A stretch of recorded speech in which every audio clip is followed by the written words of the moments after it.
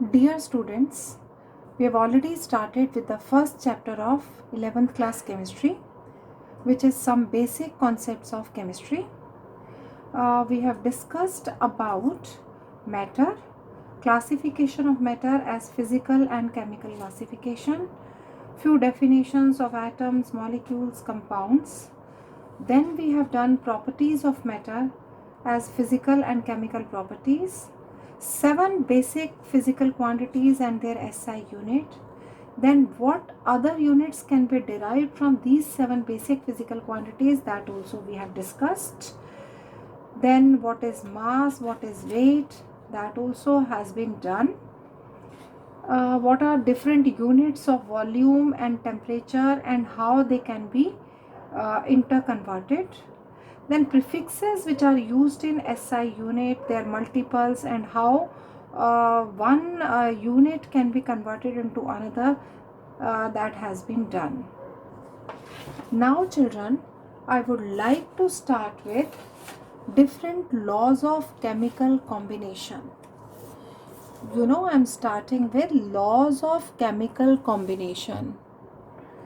First law of chemical combination is law of conservation of mass.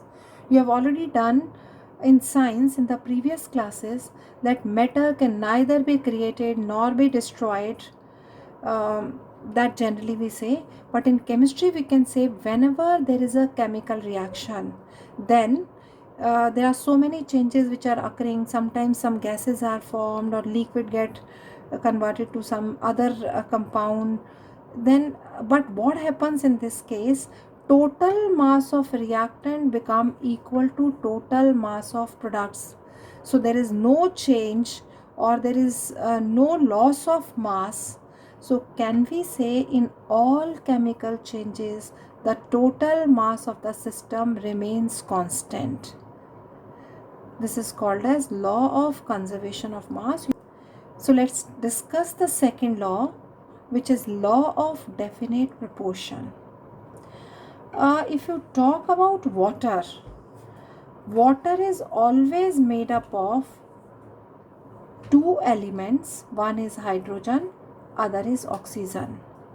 Whether you take the water of Mumbai or you take the water of Jodhpur or of Delhi, hydrogen here, the atomic mass is 1 and 2 hydrogens are there. So I'll say it is 2U. And what about oxygen? It has atomic mass 16U.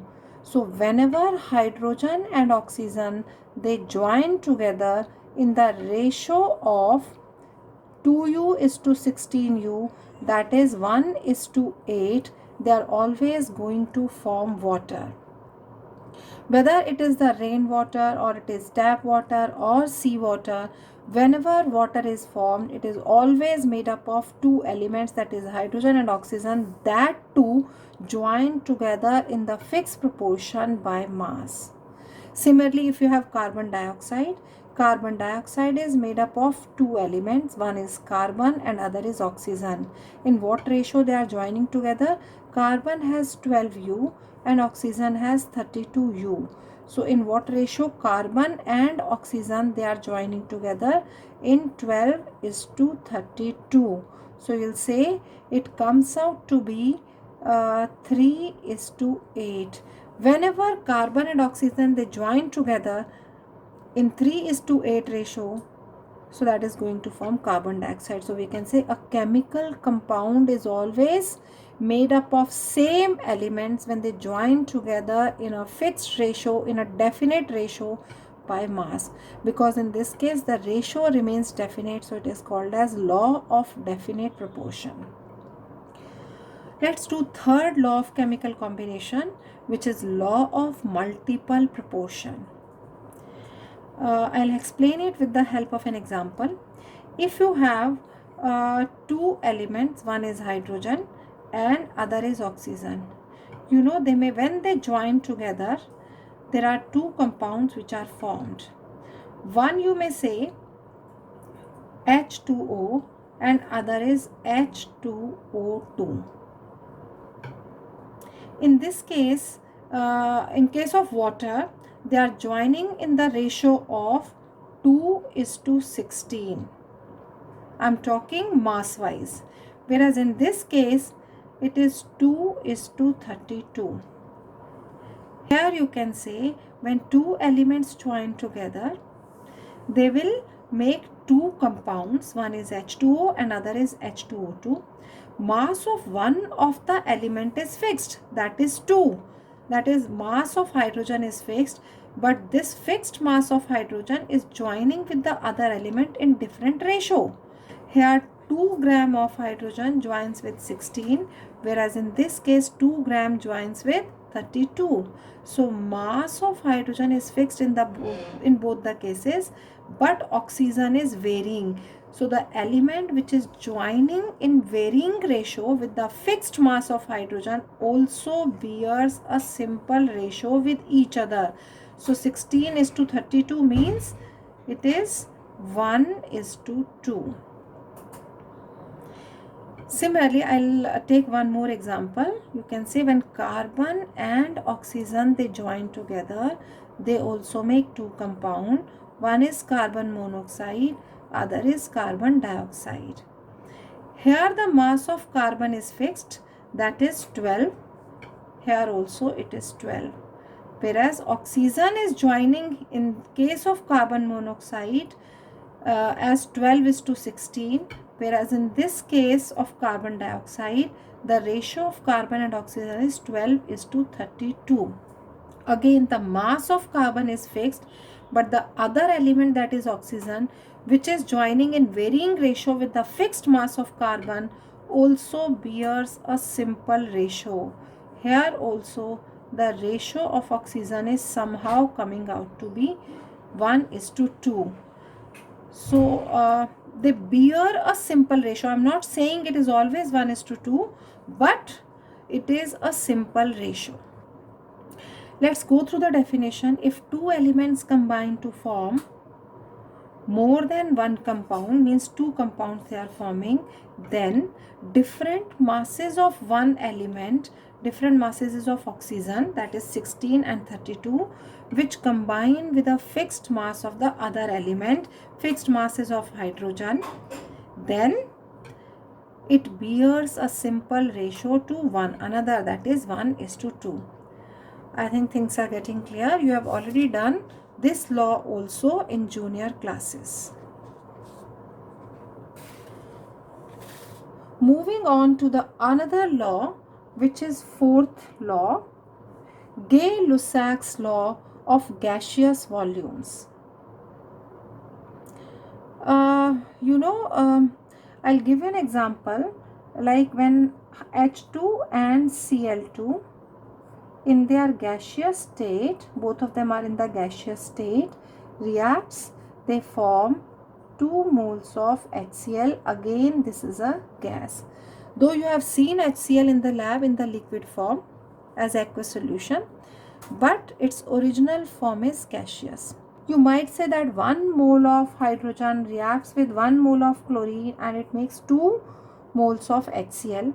But here we are talking about the law of gaseous volumes.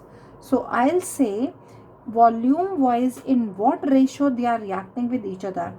1 volume of hydrogen reacts with 1 volume of chlorine and it forms 2 volumes of HCl.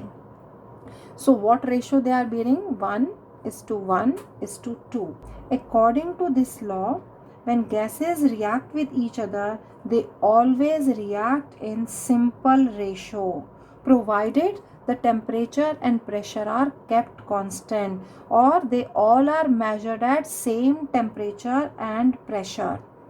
So they are reacting in ratio of 1:1. And if somehow the product formed is also in gaseous state, then that also bears a simple ratio with reactant's volume.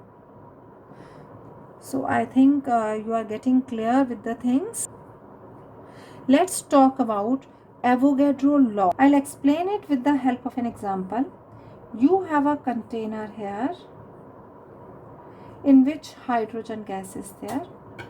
There is another container in which it is oxygen gas, and there is third container in which there is HCl, fourth container is there in which helium gas is there. You know, if I take equal volumes of all these gases, this is, maybe I say it is 1 liter of, the volume of the gas is 1 liter in each container. Then suppose if I say the number of molecules which are present in 1 liter are 5. So these are 5 hydrogen molecules are there. In this case, again you will see that there are only 5 molecules of oxygen which are present. Here also only 5 molecules are there. So can you see here in all the containers there are different gases, their nature is different. These two are diatomic gases, although their nature is totally different. This is a kind of heteronuclear gas, although it is diatomic, but both the atoms are very different. This is an inert gas. So nature of all these gases is different, but you will see if they are measured at same temperature and pressure and their volumes are equal, they will contain equal number of molecules. So if the volume is 1 liter, they all will contain equal number of molecules. So same is the statement here which I have written. Equal volumes of all gases at the same temperature and pressure should contain equal number of molecules. This law we are going to use in the next concept, which I'll explain it in the next class regarding the mole concept. Next you can see here is the Dalton's atomic theory. You know, it is the age-old theory. In 400 to 500 BC, there was a Greek philosopher, Democritus. He suggested that matter cannot be forever divided into smaller and smaller parts. There will be a limit after which it cannot be further divided. And at that stage, he said those indivisible particles, those smallest particles, he named them as atoms. And later on, this theory was finally given by Dalton, and it is named as Dalton's atomic theory. See, there are some points which are very important. Like the first one is matter consists of indivisible particles. They are very small particles, extremely small particles, and they cannot be subdivided, and that name is given as atom. All the atoms of a given element have identical properties is the second point. You know, if it is hydrogen is there, hydrogen element is made up of atoms of same type, their atomic mass, their size, everything is same. So all the atoms present in a particular element are exactly same in all respect. Whereas if atoms of different element you take, like one atom of hydrogen and other atom of oxygen, they are different in all respect, whether it is mass or size and other properties. Fourth one is compounds are formed when atoms of different element combined in a fixed ratio. So whenever you want to make sulfuric acid, then hydrogen, sulfur and oxygen, they have to be joined in a fixed ratio. Just now we have discussed law of definite proportion. So sulfuric acid is H2SO4. When they are joined in that particular ratio, mass wise, then only sulfuric acid is formed. So you know the definition of compounds already. Then he said reorganization of atoms take place in a chemical reaction. New atoms are not created. Old atoms are not destroyed. Only they get reorganized. So when carbon and oxygen they join together, they are making carbon dioxide. Although the properties of carbon dioxide is totally different from carbon and oxygen, but it is the reorganization of atoms and restructuring of some other compound, but new atoms are not formed, old atoms are not destroyed.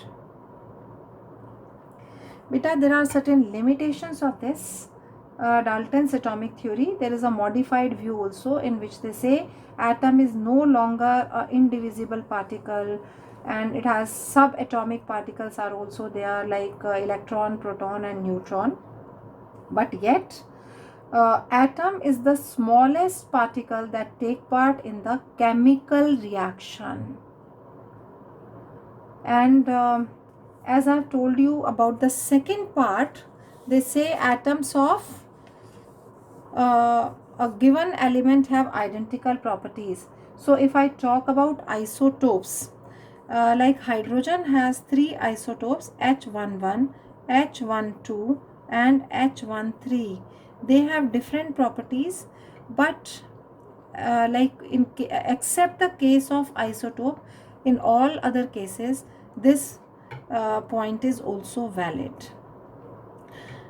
In third case, they say atoms of different element have different properties, or they have different mass and size. If I talk about isobars, so here I have talked about isotopes, and here I'll talk about isobars. You know, in case of isobars, if I take sodium 1124 and magnesium 1224, here mass number is same, atomic numbers are different, so they are called as isobars, because here they are the different elements, but still their masses are same. In next case, as I have told you, reorganization of atom only takes place. They cannot be created or destroyed, but there is a technique of artificial transmutation in which we can create very different kind of compounds. So in this case, atoms of one element can be converted into atoms of another element. So although you might think that there are so many limitations or so many drawbacks of this Dalton's atomic theory, but even nowadays this theory is the base of chemistry. Let us start with atomic and molecular masses. Children, as you know, that atoms are very tiny particle, and it is very difficult to measure the absolute masses of such tiny particles. So what they have done, like the scientists, they thought of determining the relative masses of different atoms. So how will they determine relative masses? They took hydrogen as the standard element. और बेटा इस case में उन्होंने देखा कि किसी भी element का अगर हमें एटॉमिक मास निकालना है तो वो ये देखेंगे कि वो हाइड्रोजन से कितने टाइम्स हैवी है, and that will be it's relative atomic mass, because it will be determined in terms of hydrogen, in relation to hydrogen. So the atom of a particular element, its mass will be decided on the basis of how many times it is heavier than the mass of hydrogen. But there were certain problems in taking hydrogen as the standard element, because like it is not so reactive. So later on they thought of taking oxygen as the standard element. But again, when they determined the atomic masses of different element in relation to oxygen, so masses they came in fractions. And finally in 1961, the International Union of Chemists, they selected a new unit for accepting it, and they said the stable isotope of carbon 12, which will be taken as the standard element.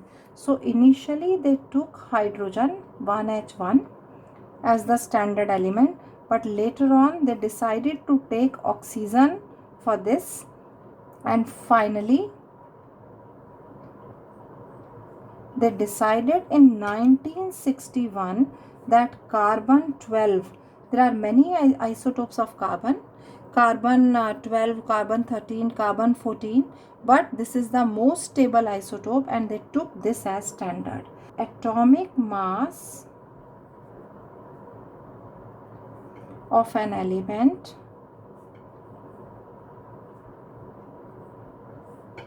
is defined as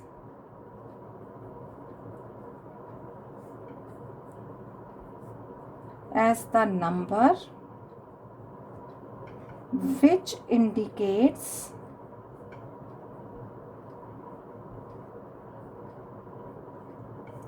how many times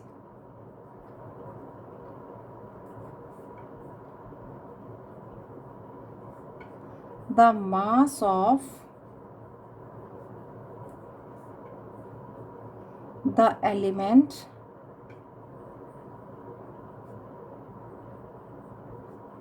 is heavier in comparison to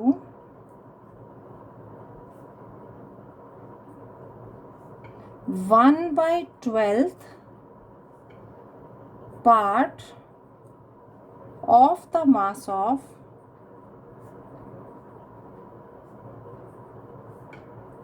one atom of carbon 12. You know, how will you decide that what is the mass of an element? So if I say A is the atomic mass of element,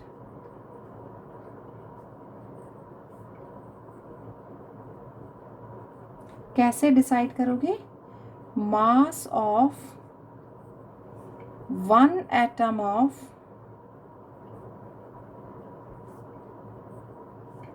the element divided by 1/12th part of mass of one atom of carbon 12। बेटा इन्होंने क्या किया, carbon के एक atom का जितना भी मास था उसको 12 से डिवाइड किया। So you will say it is the 1/12 part of the mass of the carbon 12. उस 1/12 of the carbon 12 के मास से हर एक एलिमेंट के एक एटम के मास को कंपेयर किया कि वो उससे डबल है, ट्रिपल है, 5 टाइम्स है, 10 टाइम्स है, एंड उसके बाद जो नंबर आया that will be its atomic mass. So किससे कंपेयर किया? कार्बन 12 के मास के 1/12th पार्ट से। So who is the standard element to determine the atomic mass is carbon 12.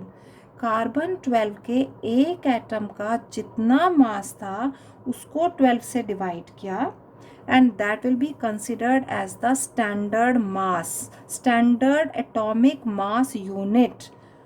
और फिर हर एक एलिमेंट जिसका भी आपको निकालना है एटॉमिक मास, उसके एक एटम से 1/12 ऑफ द कार्बन 12 को कंपेयर किया और देखा कि उस एलिमेंट का मास 1/12 ऑफ कार्बन 12 से डबल है, हाफ है, 10 टाइम्स है, and that number is given by the atomic mass of element. So in this case 1/12th part of the mass of carbon 12 is taken as 1 AMU. So what is 1 atomic mass unit? आजकल बेटा इसको 1 U बोलते हैं, unified mass. This is actually equal to 1/12th of mass of one atom of carbon 12। Carbon 12 के पूरे मास को 12 से divide करो, जो आ जाएगा वो बनेगा 1 AMU। And if suppose you want to find out what is the mass of oxygen, then you will see how many such units are present in oxygen and that will be the atomic mass of oxygen. If you want to find out what is the atomic mass of nitrogen, then you will see how many AMUs, how many such units are present in nitrogen, and that will be the atomic mass of nitrogen. But all these are relative atomic masses. Children, do you know what is the actual mass of one atom of carbon 12? So I'll say that mass of actual mass I am talking about, it is very small. Actual mass of one atom of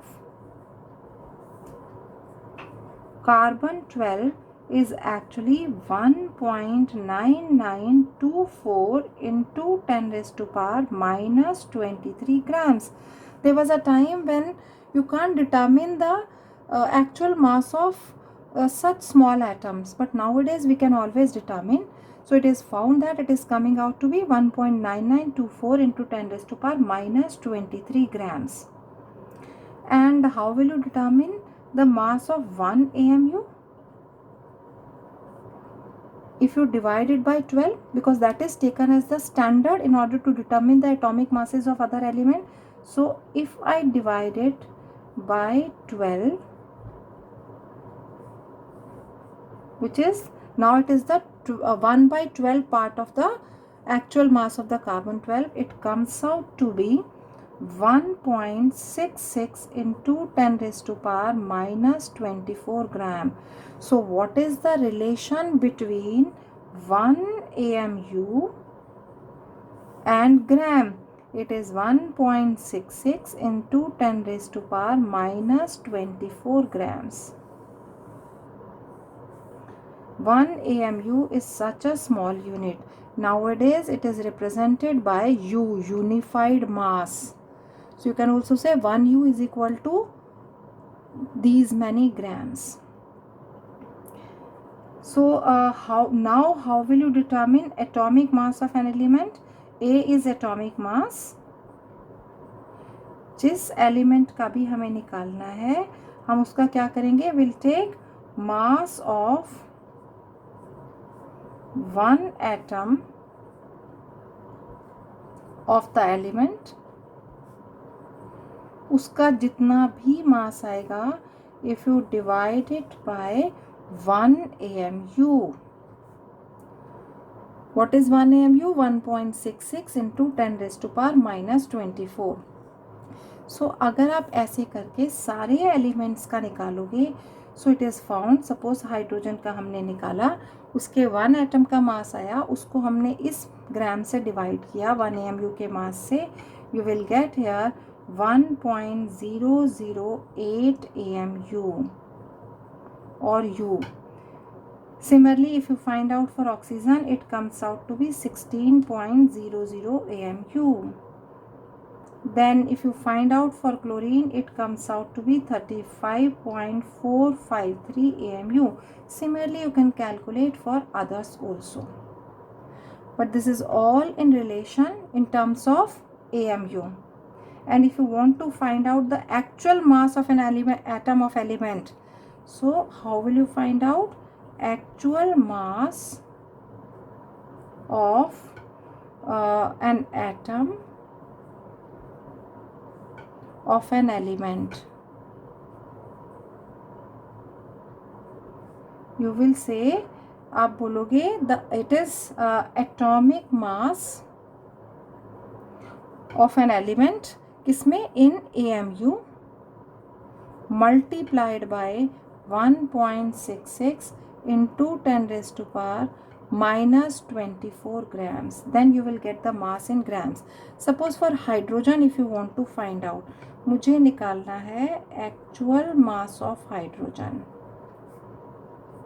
एक atom का, मैं क्या करूँगी? Atomic mass जो मेरा AMU में आया था 1.008 into 1.66 into 10 raised to power minus 24 grams. It comes out to be 1.6736 into 10 raised to power minus 24 grams. Similarly, for oxygen, chlorine and other elements also we can find out. Now from this list, if you see, you are getting all the atomic masses in fractions. They are not whole numbers. Why atomic masses are obtained in fractions? Why not in whole numbers? The answer is there are so many isotopes which are present here. Like suppose if I'm talking about chlorine, there are two isotopes. One of the isotope is chlorine 35 and other is chlorine 37. You know what is their ratio in which they are present in the nature? Chlorine 35 is present in nature as 75.53%, whereas chlorine 37 is present in nature as 24.47%. How will you find out their average atomic masses? Average atomic masses are calculated as, it is the exact mass of chlorine 35 is 34.969 और ये कितना percent है बेटा? ये है 75.53%. and what is the rest of the percentage is given to chlorine 37 and उसकी कितनी percentage है? that is 24.47%. and what is the exact mass of this isotope which is chlorine 37? its mass is actually 36.966 and if you calculate the two, it comes out to be 35.46, which is roughly equal to 35.5 AMU. I think you know the atomic mass of chlorine is taken as 35.5 AMU. So generally we obtain atomic masses in fractions. For our convenience we round off them. But how do you obtain these masses in fractions? Because there are many isotopes of an element and they are present in the nature in different percentage. And if you, how do you calculate average atomic masses? In this way you calculate. So we can generalize the formula of average relative mass of an element. Average atomic mass is actually summation of percentage of abundance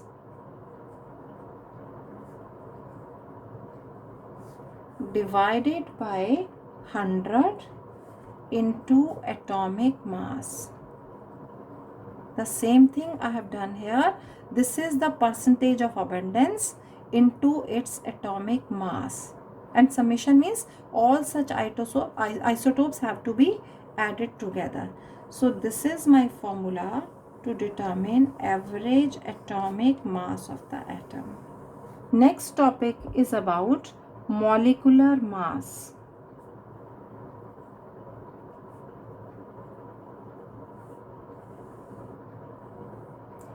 You know, if I want to find out the molecular mass of H2SO4, how will I determine? There are two atoms of hydrogen and mass of each atom of hydrogen is 1 plus another atom is sulfur, it is 1, and what is the atomic mass? It is 32 plus third atom is oxygen, and how many atoms are there? 4. What is the mass of one atom? It is actually 16. So if you calculate, it comes out to be 98 U. Similarly for water, if you want to find out, you will get it 18 U, and in this way you can calculate further also. So how will you define molecular mass? You will say molecular mass is the sum of atomic masses of elements which are present in a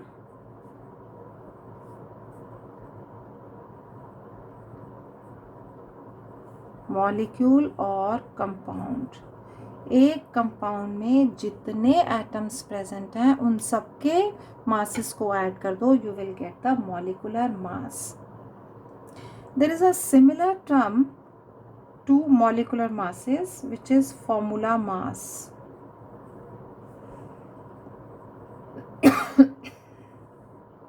In case of ionic compounds like sodium chloride, so I am talking about ionic compounds. Sodium chloride is not present as discrete molecule. A discrete molecule means अलग से एक atom present नहीं है, पूरा crystalline lattice है. There is a particular structure in which one sodium is surrounded by 6 chloride ions and one chloride ion is surrounded by 6 sodium ions. So there are different arrangement in all ionic compound. So it is not a discrete molecule. So in such cases, we use the term formula mass in place of molecular mass. So you will determine formula mass of sodium chloride. It is, sodium is 23, chloride is 35.5. It comes out to be 58.5 U. In this class, we have started with law of conservation of mass, which is very easy. Law of definite proportion and multiple proportion, these two also you have done in junior classes. Gay-Lussac law of gaseous volume, the condition is all the molecules, reactant and product should be in the state of gas, and they all bear a simple ratio to one another if all volumes are measured at same temperature and pressure. Avogadro law gives you the relation between volume and number of molecules. So here in this case, if the volume of different gases is same, they contain equal number of molecules. Dalton's atomic theory also you have done in the junior classes. I think you are clear with this. Let me revise again the atomic and molecular masses. In order to determine the atomic mass of an element, they took different standards, initially hydrogen, then oxygen, and in 1961 carbon 12 was finalized as the standard element. At that time there were not many equipments to determine the actual mass of atom, and the atom was very small. So they took carbon 12 as the standard, whose mass, if you divide by 12, that means 1/12 of the mass of one atom of carbon 12 is taken as 1 AMU or 1 unified mass. So in relation to this, you will determine the atomic mass of different element. बेटा जब भी किसी element का atomic mass decide करना है तो हम ये देखेंगे उस एलिमेंट के एक एटम का मास 1/12 of the mass of carbon 12 के कितने टाइम्स है. डबल है, ट्रिपल है, 5 टाइम्स है. तो आप उसको कैसे निकालोगे? आप उसका मास ले लो, उस एलिमेंट का एक एटम का मास, और उसको डिवाइड कर दो 1/12 of the mass of carbon 12. You will get that how many such atomic units are present in that element, and that will be the atomic mass of that element. These all atomic masses are in relation to carbon 12, so these are called as relative atomic masses. But actually is there any relation between atomic mass unit and gram? Yes. So when they determined the atomic mass of carbon 12, it came out to be this. If you divide it by 12, that will be the mass of 1 AMU. So you can learn what is the relation between atomic mass unit and gram. So now how can you determine the atomic mass of an element? That is mass of one atom of the element divided by 1 AMU. And you will get the atomic masses of different element like we have determined here for hydrogen, oxygen, chlorine. And actual mass also we can determine if you multiply these relative masses with the value of 1 AMU, which is determined in grams, you will get the actual mass. But most of the time we are getting the atomic masses in fraction, and it is because the elements are present in as different isotopes in nature in different percentages. So you always determine the average atomic mass. How will you determine average atomic mass? That is the actual mass of that particular isotope multiplied by its abundance in which it is present. Sorry, it is 100. And if you add all such values, you will get the average atomic mass. And in the last, we have discussed about molecular masses and formula mass, which is a parallel term to molecular mass and is determined in case of ionic compounds.